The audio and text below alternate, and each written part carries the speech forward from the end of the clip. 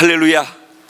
우리 좌우에 계신 분들에게 하나님이 당신을 지극히 사랑하십니다. 한 번 더 인사해 주시기 바랍니다. 아멘.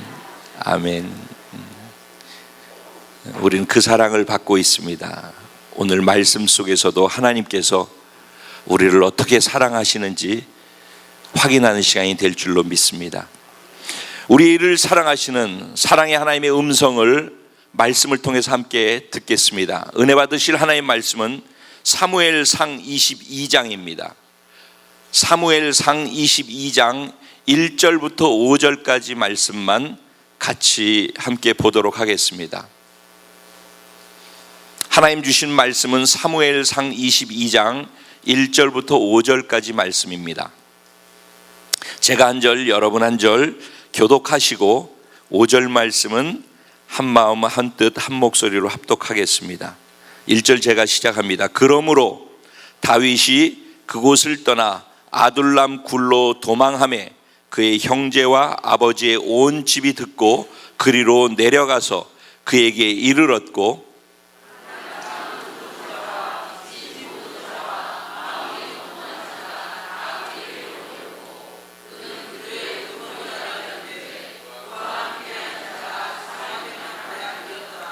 다윗이 거기서 모압 미스베로 가서 모압 왕에게 이르되 하나님이 나를 위하여 어떻게 하실지를 내가 알기까지 나의 부모가 나와서 당신들과 함께 있게 하기를 청하나이다 하고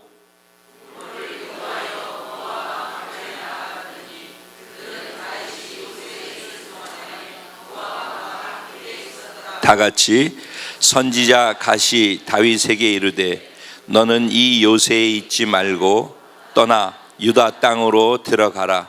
다윗이 떠나 헤렛 수풀에 이르니라. 아멘.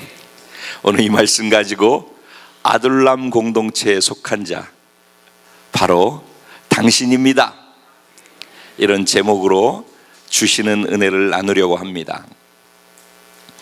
이 제목의 의미를 이해하려면은 아둘람이라는 말이 무엇이고 오늘 본문에 나와 있는 아둘람 굴로 다윗이 도망했다라고 할 때 그 말이 그 상황이 그 배경이 어떠했는지를 이해해야지만 아 그렇구나 라고 공감을 할 수가 있게 되리라고 생각합니다. 혹시 여러분 중에 아니면 여러분 주변에 살면서 보여지는 것들 가운데 작은 것, 하찮은 것, 의미 없어 보이는 것, 쓸모 없다고 생각하는 것, 그래서 눈에 들어오지 않고 소외되고 있는 것들이 있지 않습니까? 정말로 하찮은 것, 가치 없다고 생각되는 것 많이 있죠. 예.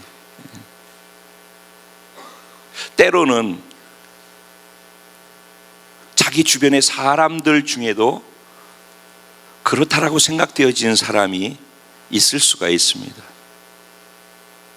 때로는 자기 자신이 그런 존재라고 스스로 생각되어서 절망스러울 때도 있습니다. 그런데 때로는 그 하찮은 것, 아무것도 아닌 것, 모든 사람들이 불필요하다고 쓸모없다고 버려둔 것, 가치 없게 여기는 그것을 통해서 놀라운 일이 일어나고 위대한 일들을 만들어내는 것들도 보게 되어집니다. 여러분, 바다에 수많은 모래가 있지 않습니까?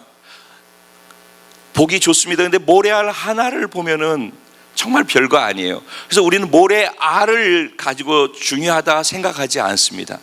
그런데 모래알의 수백 분의 1도 아닌 모래알의 수백만 분의 1로 잘라져 있는 작은 트랜지스터를 인간이 개발을 했어요.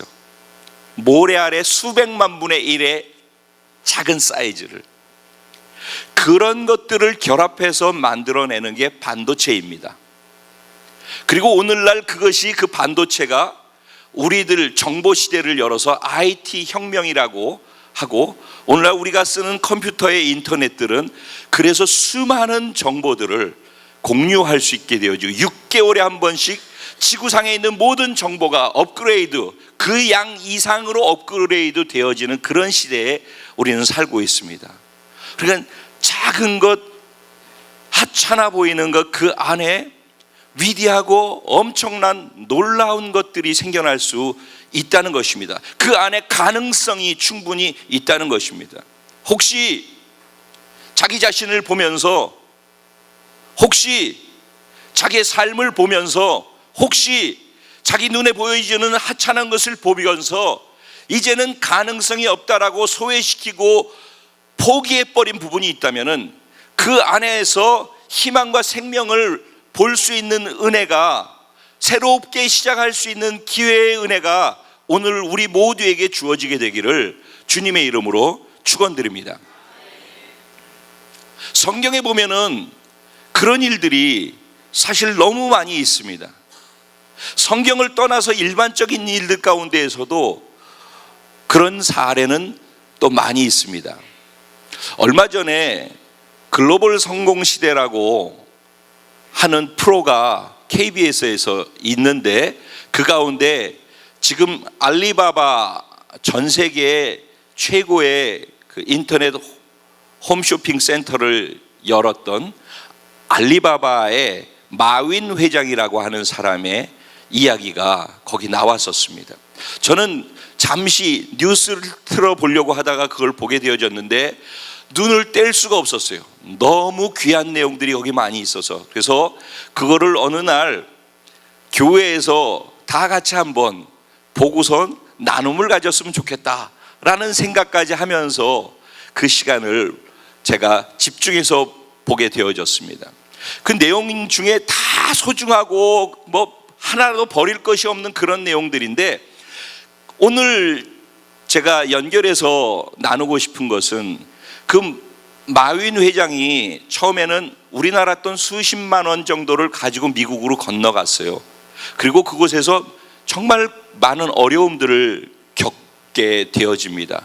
그러다가 컴퓨터 업무를 하는 회사에 들어가서 컴퓨터를 배우게 되어집니다. 그러고서 이런 쪽으로 일을 해야 되겠다고 생각하고 초기 자금 3만 불, 우리로 치면 한 3천만 원 정도 되는 돈을 모으기 위해서 모금을 하는데 모아지지 않는 거예요. 그래서 은행 가서 대출을 받는데 대출도 안 해주는 거예요. 신용이 없으니까. 그래서 절망하는 가운데에서 하나씩 이루어져 나갔습니다. 처음에 회사를 설립해 놓고 난 다음에 1년 동안 돈이 1원도 들어오지 않는 거예요. 근데 사람들한테 격려의 편지가, 이메일이 오는 거예요. 자기 돈 먹고 벌고 있는 거 아는데 그거 만들어 놓은 것 때문에 내가 얼마나 도움을 받고 있는지 모릅니다. 힘내십시오. 언젠가는 좋은 일이 있을 것입니다. 라고 격려해 주는 얘기를 계속 들었어요. 그래서 그 사람들에게 유익이 된다라고 하는 것 때문에 놓지 않냐고 계속 그것을 유지하고 갔답니다. 그러다 보니까 회사가 조금씩 커지기 시작하고 100명이 되어지고 3년이 지나서 인원이 좀 많아지기 시작했어요. 그래서 회사가 굴러가기 시작했더니 소문이 나기 시작하면서 어떤 일이 발생하느냐면은, 주변에서 자기 회사에 있는 인재들을 필요로 하는 사람들을 하나하나 꽃감 빼가듯이 빼간다는 겁니다. 요 사람 빼가고 저 사람 빼가고 저 사람 빼가고, 그렇게 자꾸 빼가니까 이 마윈 회장이 일을 해야 되는데 아무것도 할 수가 없더라는 거예요. 그런데 오늘날 타오바오하고 알리바바라고 하는 그 어마어마한 회사가 바로 그 사람들을 통해서 이루어졌다는 얘기를 하는 거예요. 그러면서 요새 창업하는 사람들, 돈 없기 때문에 우리는 안 된다라고 생각하는 젊은이들을 향하여서 이렇게 얘기를 합니다. 돈이 없어서 창업을 못하는 게 아니다. 돈을 따라가는 사람에게는 돈이 따라가지 않는다. 이건 팁으로 그냥 드리는 거예요. 돈을 쫓아가는 사람에게는 돈이 절대 따라가지 않는다. 원래 돈의 특성은 돈이 사람을 따라가게 돼 있는 거다. 아멘. 예. 돈이 사람을 따라가는 거예요. 그 대신 돈이 사람을 따라가려면은 돈이 따라갈 수 있는 사람이 돼야 되는데, 가장 중요한 것이 열정이 있어야 된다. 열정이 있어야 되고, 두 번째 비전이 있어야 된다. 그리고 그 비전을 구체적으로 실행할 수 있는 전략이 있어야 되고, 실행할 수 있는 팀이 있어야 된다 그랬어요. 이 네 가지가 분명하게 있으면은 돈은 그것을 따라가게 돼 있다 그랬어요. 제가 굉장히 거기에서 많은 것을 생각하는 시간이 되었어요. 근데 이 얘기를 하려는 게, 이거 팁으로 드리는 거라고 말씀드리는 거죠. 이 얘기하려는 게 아니라, 자기 가운데에서 다른 사람이 볼 때 이 사람이 능력이 있다고 해서 하나씩 다 빼간다는 거예요. 그 사람이 없는 거예요. 그런데 지금의 알리바바는 남아있는 그 사람들, 다른 사람의 관심과 주목을 받지 못하고 남아있었던 그 사람들을 통해서 이루어졌다라는 것이에요. 여러분, 오늘날 기독교는 세계 전체에서 어마어마한 인구를 가지고 있는 종교로 성장했습니다. 그런데 이 기독교가 처음 시작될 때는 마국간에서 아기 예수로 탄생한 그것이 첫 번째 시작이었습니다. 그리고 사람들은 나사렛에서 무슨 선한 것이 나오겠느냐라고 생각을 했었습니다. 그리고 그 예수님이 자라서 이제 30세가 돼서 공생애가 시작됐을 때 예수님께서 제자들을 모으기 시작했는데 3명인가 4명인가로부터 시작했습니다. 그리고 3년 반 동안 기적과 어마어마한 일들을 행하고서 십자가에 못 박혀 죽으시기 위해서 이제 자기의 생을 마감하려고 할 때 예수님 주변에 12제자 있었습니다. 그런데 그 12제자가 마지막으로 예수님을 다 떠나갔습니다. 그리고 예수님은 홀로 십자가에 못 박혀 죽었습니다. 그리고 부활하셔서 다시 나타나서 500명이 예수님이 부활하신 것을 다 실제로 보았습니다. 그런데 마가다락방에서 기도한 것은 120명 남아 있었습니다. 그 120명 가운데 성령이 임하시고 나더니 그 120명을 통하여서 3,000명이 되어지고 5,000명이 되어지고, 그리고 오늘날 전 세계에 이런 기독교가 되어졌습니다. 그 처음 시작은 너무도 작은 것이었다는 것입니다. 그러니까 우리가 보잘것없다고 생각하고 도외시하고 있는 이 작은 것이 어쩌면 어마어마한 것일 수도 있다라는 것입니다. 이스라엘의 다윗은 위대한 성군이라고 이야기를 하고 유대인들의 최고의 자랑거리는 다윗입니다. 성경에서도 다윗의 이름을 걸어서 나중에 메시아가 올 터인데, 인류를 구원할 메시아는 다윗의 후손에서 난다라고 얘기를 했습니다. 그리고 다윗의 왕국이 건설되는 것을 나중에 하나님의 나라가 건설되는 것의 예표로서 늘 얘기를 합니다. 그러니 다윗 왕국이라고 할 때 다윗 왕국은 하나님의 나라를 상상하면서 사람들이 표현하게 만들었던 내용이라는 것입니다. 그럼 그 다윗 왕국이 얼마나 어마어마하고 위대한 왕국이겠습니까? 그런데 그 다윗 왕국이 어떻게 시작되어졌는지를 여러분 생각해 봐야 한다는 것입니다.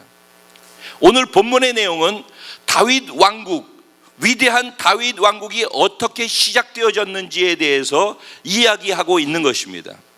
오늘 본문 1절은 이렇게 시작합니다.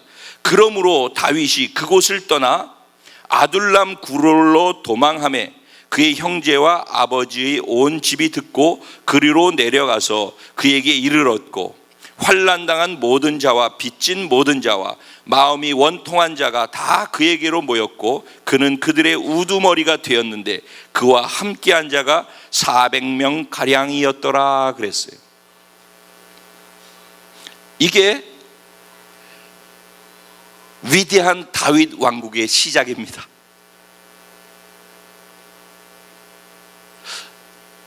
(1절에) 이렇게 시작한다고 그랬죠.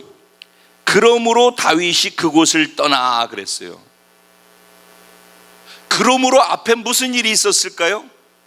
금요일날 여기에서 말씀을 들은 분들은 다 잘 알고 계십니다. 그러므로 앞에 무슨 일이 있었을까요? 그곳을 떠났다가 하고 있는데 그곳은 어디일까요?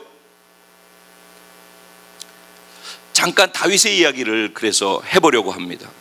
다윗은 우리 나이 한 16살, 17살, 여러분 나이가 어느 정도 되나? 그럼 16, 17이면 고등학생인가요? 그러죠? 네. 고등학교 한 2학년쯤 되는가? 1학년? 고등학교 1학년. 고등학교 1학년쯤 됐다고 보면 돼. 1학년 아니면 2학년. 그때 다윗이 들판에서 양을 지키는 목자로서 살고 있었어요. 그런 가운데 하나님이 갑자기 사무엘 선지자를 통해서 다윗에게 찾아와서 다윗의 머리에 기름을 부었어요. 그리고 네가 앞으로 이스라엘의 왕이 될 것이라고 예언을 했어요. 그러니까 고등학교 때 다윗은 갑자기 선지자가 와가지고 기름을 부으면서 네가 나중에 장래 이스라엘의 왕이 될 것이다 라는 예언을 받았단 말이에요. 그리고 난 다음에 전쟁이 일어났어요. 블레셋이라고 하는 나라와의 전쟁이 일어났는데 이스라엘, 다윗이 속해 있는 이스라엘 쪽에서 왕조차도 두려워서 적군들 앞에 얼굴도 내미지 못하는 거예요. 두려워 떠느라고. 적 장수로 나와 있는 골리앗은 거의 2m가 되어지는 거인이었어요. 거인. 용맹한 장수. 그 사람이 너희 중에서 나와 대결할 수 있는 사람 나와 대결해가지고 누구든지 나를 이기면은 너희 나라가 이긴 걸로 해줄게. 나와. 아무도 나가지 못하는 거예요. 다 그 위세에 눌려가지고 벌벌 떨고 있는 거예요. 그런데 아버지가 형들이 전쟁터에 나가 있으니까 형들한테 먹을 것 좀 갖다 주라고 해서 도시락을 들고서 형들한테 간 거예요. 도시락 배달하러, 전쟁터로. 그런데 도시락 배달하러 갔더니 형들하고 이스라엘 군대가 싸움은 하지 않냐고 다 동굴에 숨어 있고 숲을 뒤에 숨어가지고 꼼짝을 못하고 있는 거예요.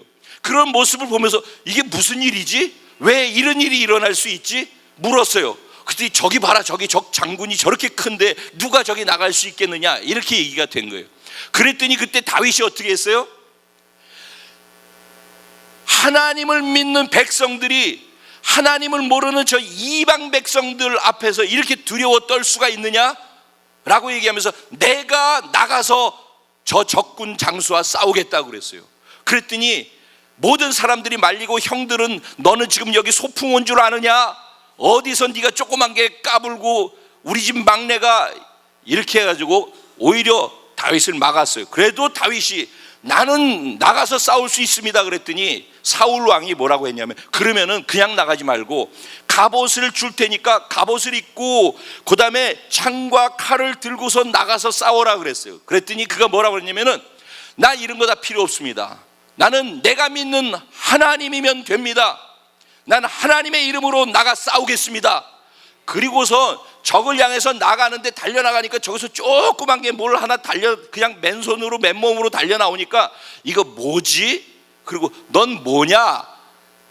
나하고 지금 장난하자는 거냐? 이렇게 얘기를 하니까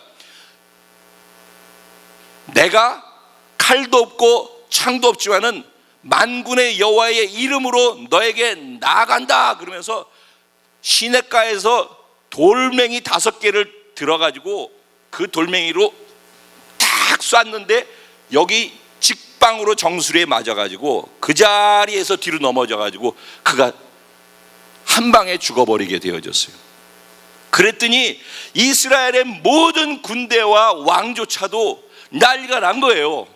그러니 뭐 블레셋 군대는 혼비백산해가지고 다 도망가고 그 전쟁에서 위대한 승리를 거두게 되어져요.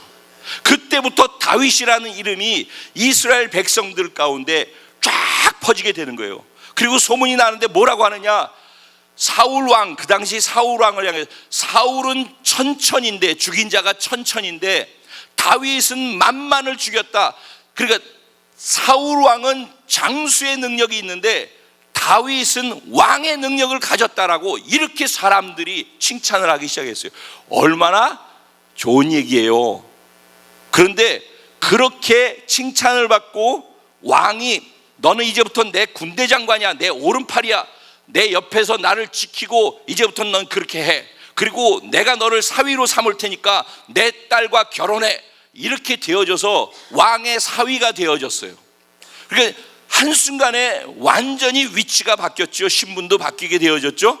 그래서 이제부터는 잘 나가는 대로를 달릴 거라고 생각했어요. 근데 그때부터 문제가 생기기 시작했어요. 다윗은 아무것도 잘못한 게 없잖아요. 그런데 왕이 불편해지기 시작했어요.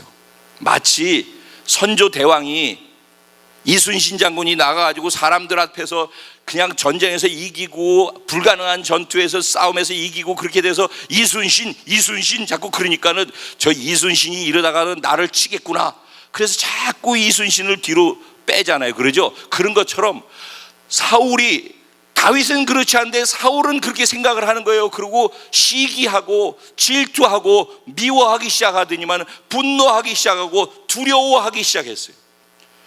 아무 일도 없는데 자기 스스로 그렇게 하는 거예요.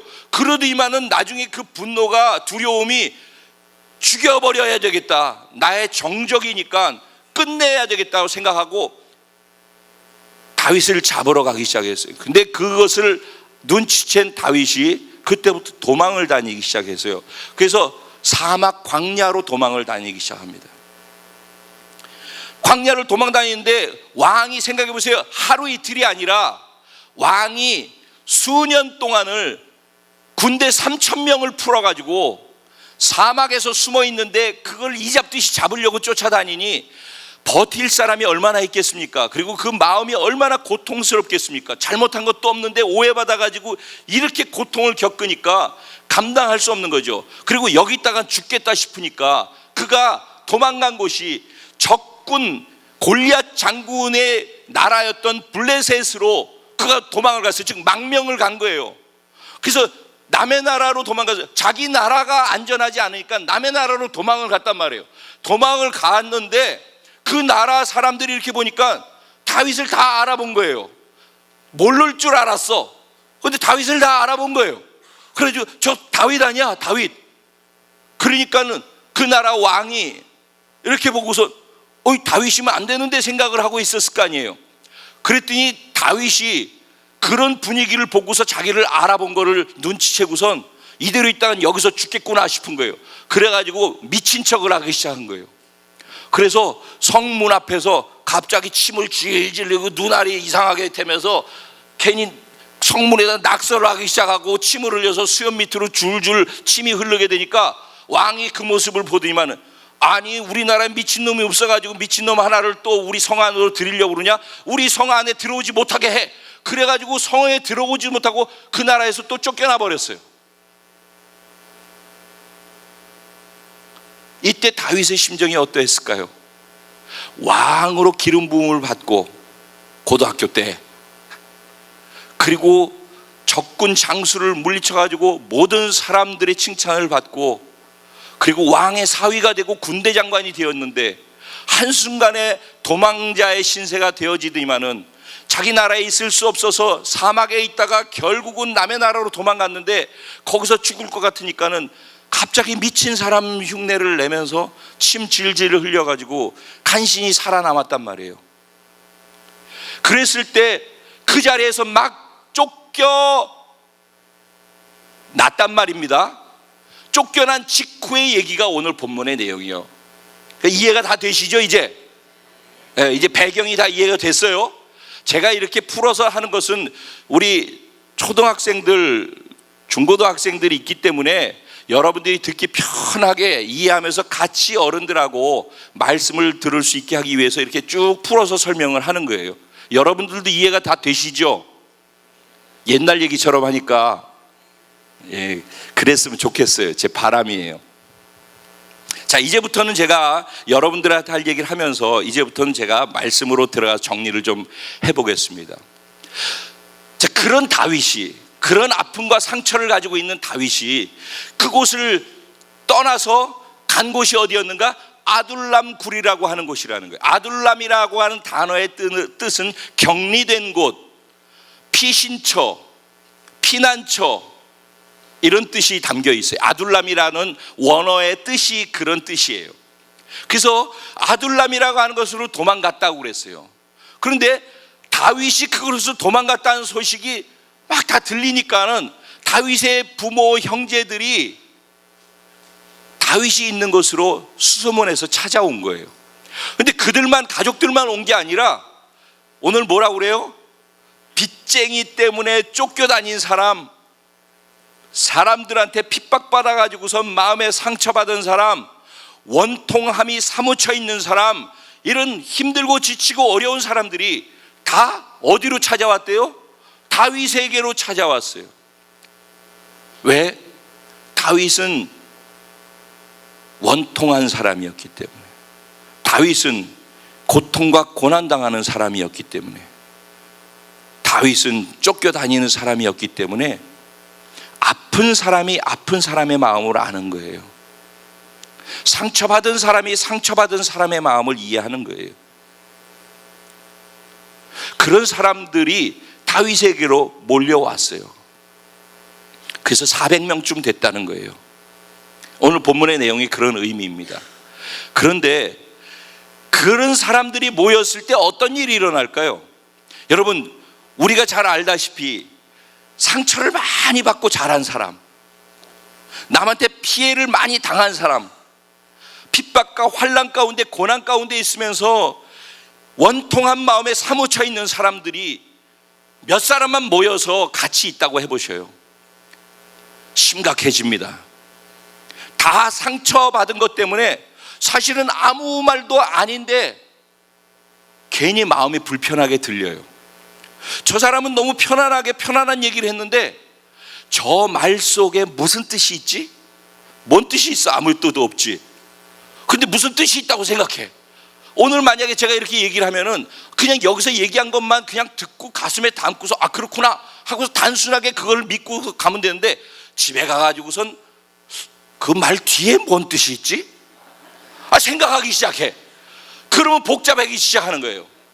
그래서 생각이 복잡해지기 시작해. 근데 상처가 많을수록 피해의식이 강한 사람일수록 그렇게 되는 과정들이 심해지면서 편안한 것을 편안하게 받지 않고 이렇게 자꾸 굴곡되고 굴절되어지면서 받게 되어진단 말이에요.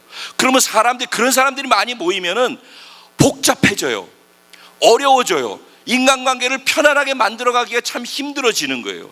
그래서 불평도 많아지고 원망도 많아지고 그들끼리 싸우고 다투는 일들이 무지하게 많아지는 거예요. 그러니까 여기서 푹 싸우다가 그래서 좀 조용해지만 저쪽에서 푹 싸우다가 이런 일들이 계속해서 반복해서 생겨나는 게 상처와 아픔이 많이 있는 사람들이 모여있는 곳이라는 거예요. 그게 어디라고? 아둘람 굴이었대요. 아둘람 굴. 그런데 그 아둘람 굴 사람들이 지금 22장의 얘기죠. 23장으로 넘어가면요, 바로 그 아둘람 굴에 있던 사람들이 이스라엘 다윗과 함께, 다윗이 왕이 되는데 37살에 이스라엘 전체를 통합하는 왕이 되어지면 30살에 유다의 왕이 되어지고 남북을 다 통일하는 통일 왕국의 왕이 되는 게 37살에 되어집니다.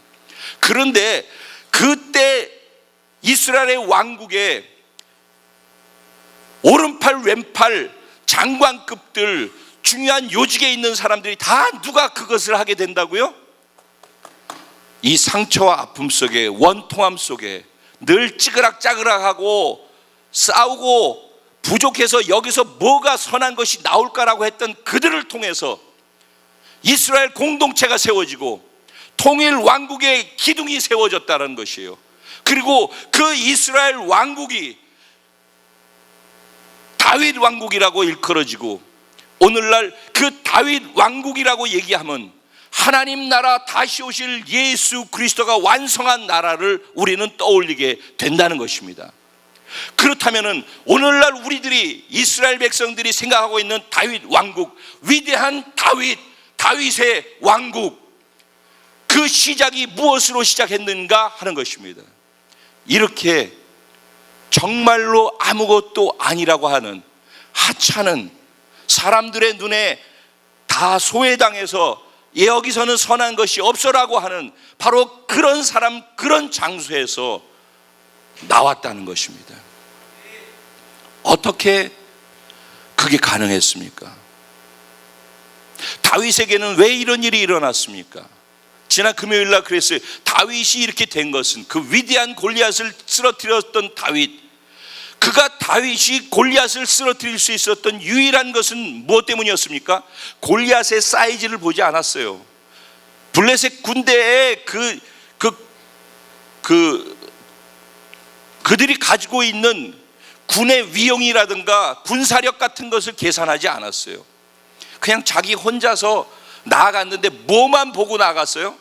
하나님만 보고 나아갔어요. 여러분, 이런 걸 설교로 들으시면 안 됩니다. 우리 삶에는 골리앗 같은 일들이 수없이 있게 돼 있어요. 내 건강을 치는 골리앗이 있고, 내 환경을 치는 골리앗, 내 마음을 빼앗아가는 골리앗들이 있다는 것입니다. 나를 넘어뜨리고 좌절시키는 골리앗은 언제나 우리 앞에 있는 거예요. 그때 그것을 보고 이게 얼마나 큰가, 이게 얼마나 어려운가를 계산하는 사람은 거기에서 헤어나지 못해요. 두려움에 눌려가지고 숨어 있게 되어 있어요. 두려움이 나를 삼킨단 말입니다. 그런데 하나님만 보고 움직이는 사람, 그 상황보다, 골리앗보다 하나님이 크시다. 우리는 그래서 하나님 믿는 거 아니겠습니까? 우리 그 하나님이 위대하심을 믿는 거 아니겠습니까? 그래서 오늘도 우리는 그 하나님을 높이기 위해 여기 예배자로 와 있는 거 아니겠습니까? 그 신앙생활은 교회를 나오는 게 아니라 하나님을 진짜 믿는 거라니까. 내 삶은 언제나 넘어지고 언제나 좌절하고 힘든 일들, 내가 감당할 수 없는 것들로 둘러싸여 있다니까. 거기에서 내가 자유를 얻고 그 안에서 힘있게 살아갈 수 있는, 담대해질 수 있는 유일한 것은 무엇이라고요? 하나님을 보는 거예요. 내가 환경이나 사람을 보면 두려움에 빠지게 돼 있어요. 무조건 절망하고 실망하고 마음에 상처받는 것밖에 아무것도 없습니다. 사람 의지하고 사람 따라가면은. 그래서 고통 가운데 있지만은 그 순간이에요. 그것도 순간이고, 그 자리에서 벌떡 일어나가지고 다시 힘있게 골리앗을 향해서 물맷돌을 던질 수 있는 것도 한순간이에요. 하나님 보면은 한순간에 그렇게 될 수 있고, 사람 보고 환경 보면 한순간에 넘어질 수 있는 거예요. 아멘. 그런데 그렇게 하나님만 보고 시작했던 다윗이, 사울 왕이 자기를 죽이려고 하니까 두려워서 도망갔다고 그랬어요. 그런데 블레셋에 가가지고서는 왕이 자기가 다윗이라는 것을 알아보는 순간에, 그 왕이 자기를 알아봤다, 이 나라 사람들이 자기를 알아봤다라는 것을 마음에 두는 순간, 그가 마음에 두는 순간 심히 두려움이 생겼다라고 또 얘기하고 있어요. 그게 몇 절 말씀이에요? 12절 말씀이에요. 21장 바로 밑에 21장 12절 말씀에 보면은 다윗이 이 말을 그의 마음에 두고 가드왕 아기스를 심히 두려워하여. 그러니까 한순간이죠. 그러죠? 사람이 한순간인 것입니다. 넘어지는 것도 한순간이고 일어나는 것도 한순간. 오늘 한순간에 이 예배 시간에 일어날 수 있는 줄로 믿습니다. 아멘. 자, 하나님께서 왜 다윗에게 이 같은 일들을 허락하실까요? 왜? 다윗은 위대한 다윗 왕국을 이끌어가야 될 지도자로 빚어져야 했기 때문입니다. 위대한 다윗 왕국은 하나님의 통치 가운데 있을 때만 위대한 다윗 왕국일 수 있는 거예요. 그 왕국의 왕이 될 사람이라면은, 왕의 자질 중에 제일 중요한 자질은 그가 하나님을 놓치지 않는 사람이 돼야 하는 거예요. 컨디션이 좋을 때는 상관이 없어요. 근데 컨디션이 안 좋을 때, 사람이 보일 때, 환경이 보일 때, 두려움이 나를 엄습할 때 그 사람에게서 내가 도망치는 게 아니라 내게 온 그 두려움으로부터 벗어날 줄 아는 사람, 하나님을 바라봄을 통해 두려움에서 벗어날 수 있는 능력을 소유한 사람이 되기까지 하나님은 그를 다루시는 것입니다. 아둘람 굴은 그러니까 어떤 의미인가? 고통과 절망, 고난 속에서, 두려움 속에서 하나님을 봄을 통해서 그 자리에서 일어날 수 있는 것을 배우는 시간, 하나님 말고 다른 것에선 답이 없다라는 것을 정확하게 알고 그 자리에서 벌떡 일어나서 그것을 붙잡고 갈 수 있는 그런 것들을 배우는 시간, 다룸받는 시간. 마치 원석이 용광로에 들어가게 됐을 때 불순물들은 다 녹아버리고 남는 것만 정확하게 다시 걸러내면 그게 정금이 된다라고 하지 않습니까? 용광로의 풀무불을 강하게 할수록, 고난과 시련이라고 하는 것이 강하게 올수록 그 안에서 연단되어져서 99.9999 거의 100%의 순금이 되어지는 것처럼 그런 시간으로 아둘람 굴의 시간을 하나님이 다윗에게 허락하셨다는 것입니다. 자, 여기에서 이제부터 제가 정리를 하려고 합니다. 여러분, 그러니까 아둘람 굴에 몰려있는 400명은 모양이 어떤 사람들이에요? 다 상처와 아픔이 있어가지고 서로에게 찌르는 사람들이에요. 제가 예전에 한번 이 말씀을 전할 때 고슴도치 얘기 한번 했었던 거 기억나십니까? 고슴도치는요, 겨울이 되면 추우니까 서로 추워서 이렇게 있다가 추우니까 가까이 다가가고 싶어요. 다가갈수록 서로가 가시가 찔러요. 왜 나를 찌르냐고 그러는데 자기만 찌르는 게, 남이 자기를 찌르는 게 아니라 자기도 남을 찌르고 있는데 자기 가시가 얼마나 길어서 남을 찌르고 있는지는 몰라요. 그리고 상대편 가시가 자기에게 찌르는 것만 생각하면서 불평과 원망으로 가득 차 있어요. 근데 우리 모두는 다 고슴도치예요. 다 아픔과 상처를 가지고 있기 때문에 우린 서로를 찌르고 있어요. 우리 가시가 얼마나 길고 큰지 몰라요. 그래서 가까이 오지 못하게 만들고 있어요. 서로 가시를 딱 뾰족하게 해놓고서 내게 가까이만 와봐, 확 찌를 거야. 그런데 겨울 되면 춥단 말이에요. 여름엔 상관이 없어요. 근데 겨울이 되면 추워지니까 뭔가 온도가 필요하니까 가까이 다가가야지 돼. 그래서 스스로 가까이 다가가고 싶은데 찔르니까 못 가. 이게 우리 모습이라고 봐요. 어떤 면에서 아둘람 공동체의 모습인 거예요. 그런 사람들에게 필요한 건 무엇입니까? 누군가 나를 이해해주고 용납해주고 품어주는 사랑이 필요한 것이에요. 그러죠? 그럼 보셔요. 이 아둘람 공동체가 저는 교회라는 겁니다. 교회는 어떤 사람들이 옵니까? 다 잘나고 잘할 수 있는 사람이 교회에 왜 오겠습니까? 아픔이 있고 상처가 있고 내 힘으로 살아보니까 안 되고, 그러니까 하나님 당신 아니면 안 돼요 라고 솔직하게, 사람들 앞에서는 폼 잡고 다 큰 소리 치지만 사실 하나님 앞에서는 벌거벗은 자가 돼서 그분 앞에 당신 도와주세요, 살려주세요, 그러는 거 아니겠습니까? 우리가 다. 그런데 그런 사람들이 오기 때문에 사실 교회는 썩 그렇게 건강한 게 아니에요. 그런데 교회에 와 있는 사람들은 뭘 생각하냐면은 다 완성된 것을 생각해. 자기도 완성되어 있지 않으면서 자기도 용납을 받아야 되고 자기도 이해받음이 필요하고 사랑이 필요한 존재이고 자기도 망가져 있는 존재이면서도 다른 사람들은 완성되어 있어야 되고 다른 사람들을 나를 용납해 줘야 되는 존재로만 있어야 된다라고 생각하는 게 교회의 오늘날 모습이라는 거예요. 그렇기 때문에 교회가 지금 심각한 문제 가운데, 오류 가운데 빠져 있다는 거예요. 교회는 두 종류의 사람만 존재할 뿐입니다. 용납을, 이해를 받아야 할 사람들, 연약한 사람들이 존재할 뿐이고, 그들을 품고 이해하며 용납해 주면서 품고 그들이 자랄 때까지 기다려주면서 가야 되는 그런 사람들이 필요한 것입니다. 그러니까 두 부류의 사람만 필요한 거예요. 거기에서 네가 잘났니? 너는 왜 그것밖에 못하니? 이것은 잘못된 거야 라고 얘기하는 사람이 교회에 필요한 게 아니에요. 교회 바깥에 그런 사람은 천지예요. 모든 세상은 다 그렇게 하는 거예요. 그런데 그게 힘들어가지고 교회를 와놓고 교회에서조차도 나는 그것을 받기 원하면서 다른 사람들에게는 또 세상에서 하는 것처럼 내가 다른 사람을 그렇게 하고 있다면 그 교회에서는 희망이 없는 거예요. 오늘 우리가 속해 있는 이 공동체, 이 교회는 아둘람 굴과 같습니다. 저를 포함해서 저와 여러분 모두는 다 아픔과 상처 속에서 여기 있는 거예요. 그렇기 때문에 우리는 고슴도치들이에요. 가시가 많이 있단 말입니다. 서로가 서로를 찌르는 거예요. 그런데도 추워요. 가까이 가려면 찔리니까 싫고, 안 가려니 또 춥고. 제가 이런 얘기했어요. 리더들 모임에서 교회에 노랑머리 빨간머리들이 많아야 된다고, 교회에 초미니 스커트를 입고 오고 가슴이 파인 사람이 많이 있어야 한다고. 만약에 교회에 그런 사람이 오면은 다들 뒤에서 수근거리고, 저런 사람이 어떻게 교회에 왔어? 그런 사람이 안 오면 누가 올 건데 교회에?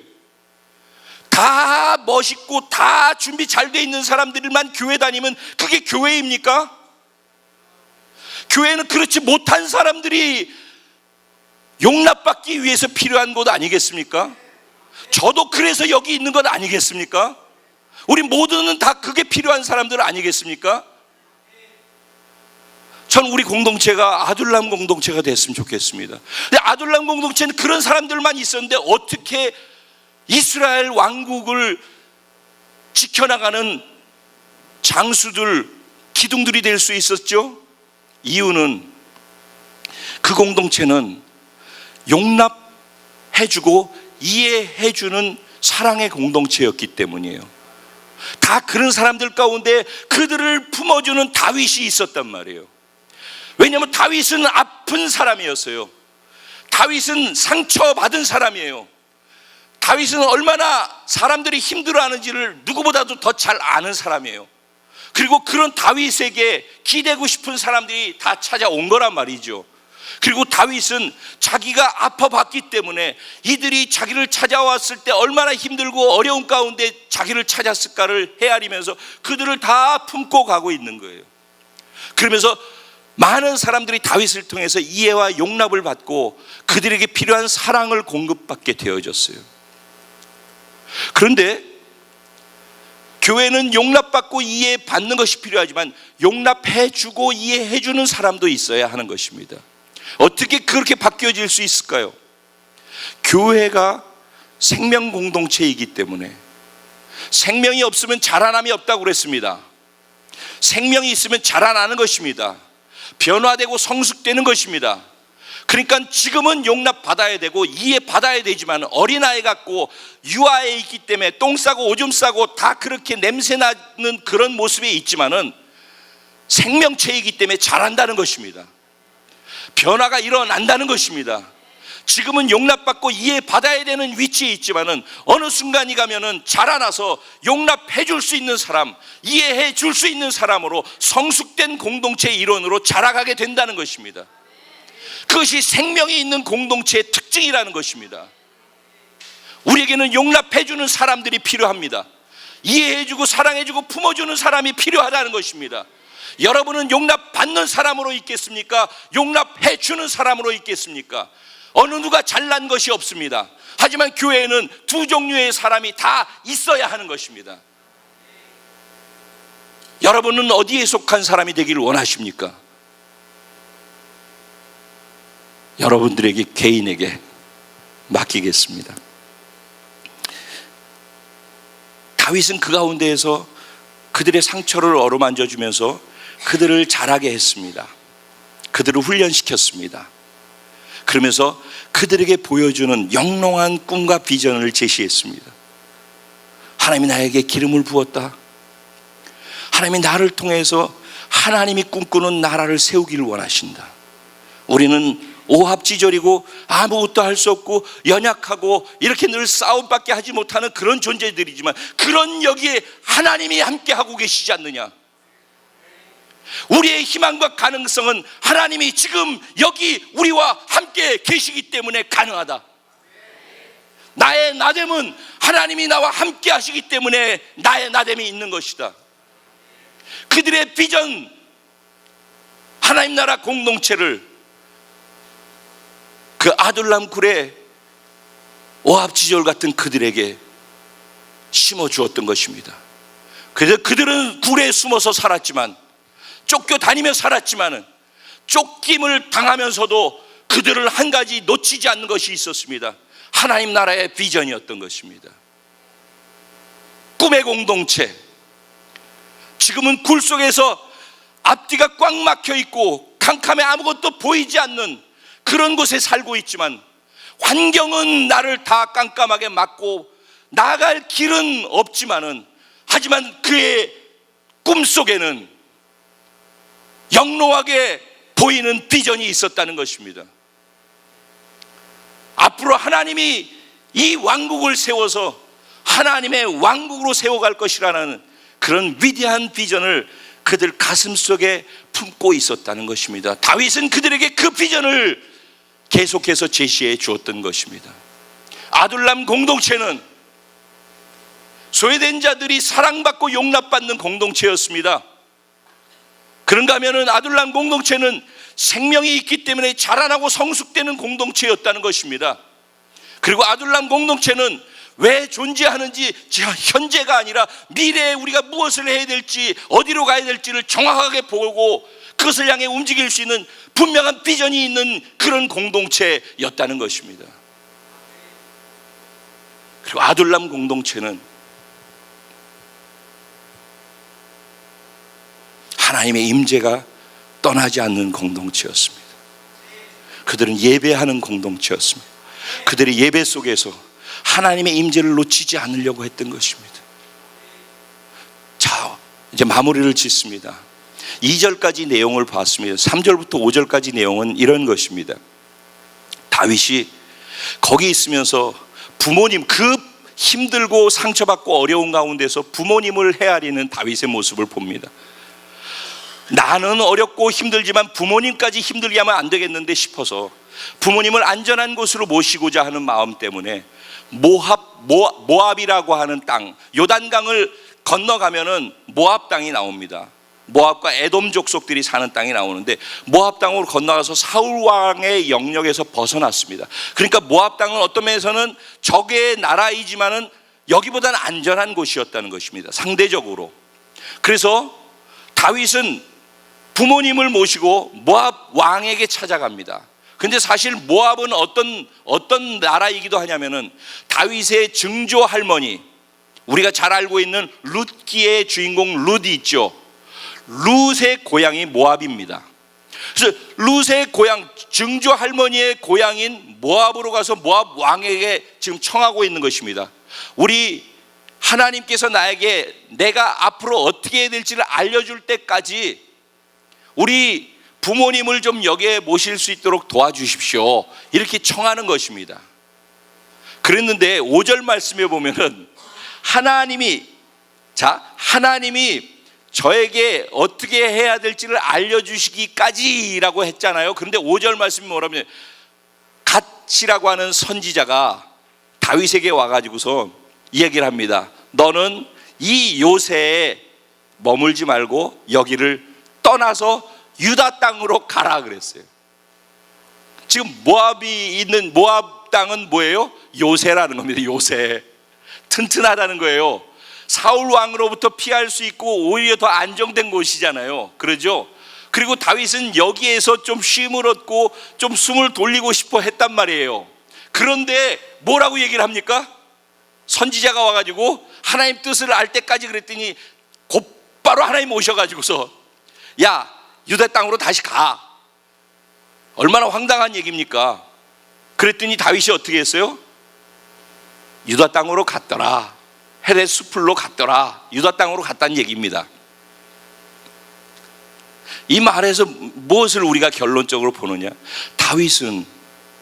하나님은 다윗이 환경을 통해서 보호받고 환경이 요새같이 튼튼해 보이는 그것을 안정감으로 갖기를 원한 것이 아니라, 사울의 칼날에 바로 코앞에 서 있다 할지라도 그 칼날 앞에서도 하나님 때문에 안정감을 가질 수 있는 것을 선택하기를 원했던 거예요.